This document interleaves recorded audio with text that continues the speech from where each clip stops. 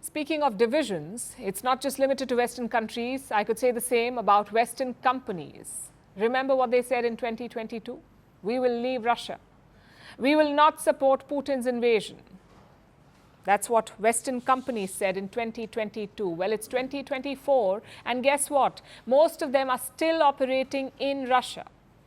A new report has the numbers. Less than 400 companies have exited Russia, around 1,200 scaled back operations, and more than 2,000 companies still remain. So much for boycotting the Russian economy.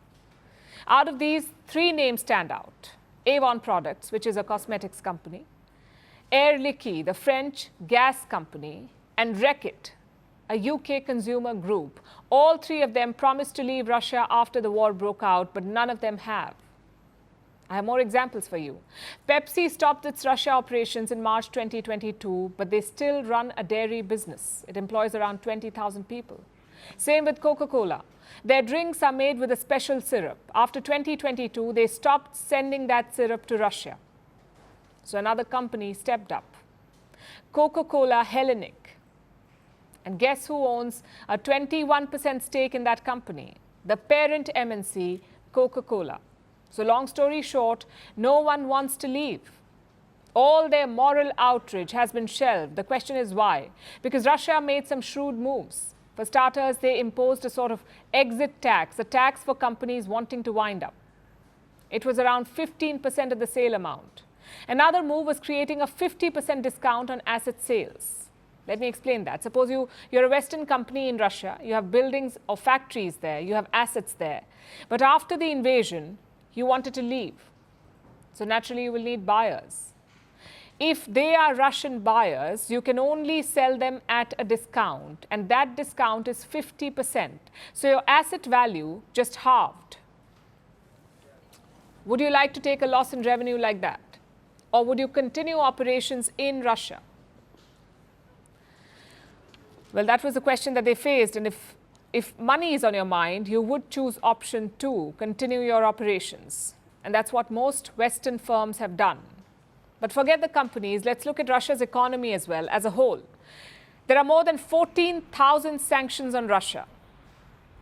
They were supposed to cripple the economy, but the opposite is happening. Russia is projected to grow by 3.2% this year. That's faster than France, Germany, Britain, and the US. Again, the question is how? What explains this resilience?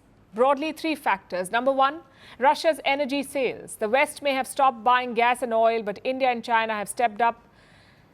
In April, Russia's energy revenue was $14 billion. It nearly doubled from last year, $14 billion. What's more, the West has not touched this trade. You can buy Russian oil without violating Western sanctions. Reason number 2 why they're thriving is wartime spending. The fighting can indirectly drain your resources, but it also helps some industries like those making fighter jets or bullets or radar equipment or even army uniforms or food packets. Russia is expected to spend $140 billion on defense this year. That's 7.1% of their GDP. In fact, military spending makes up 35% of all government spending. And finally, reason number 3, preparation. It started in 2014.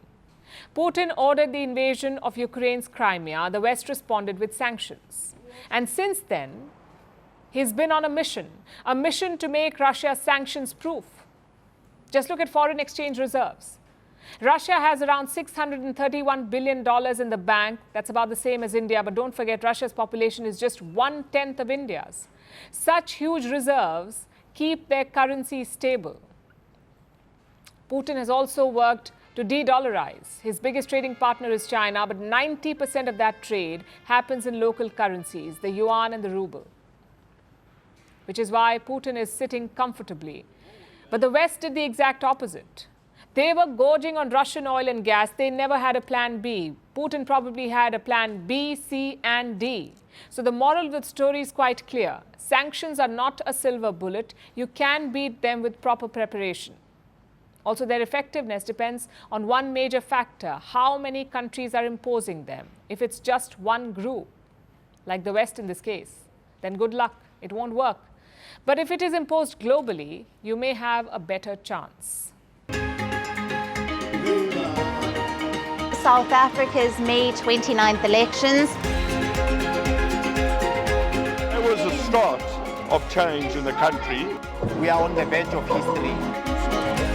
I am standing here at the forefront of change where voices echo the call for action. The nation grapples with an unemployment crisis.